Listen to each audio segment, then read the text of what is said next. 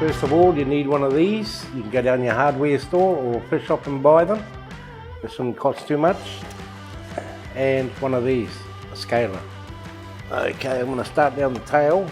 When I'm scaling, I always go down the edge first.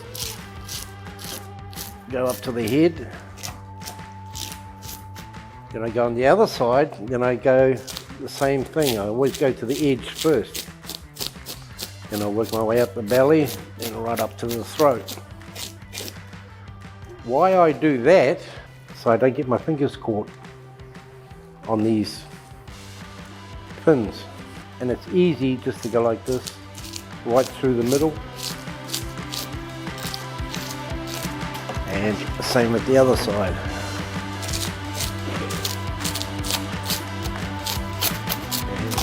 And down the bottom, the same.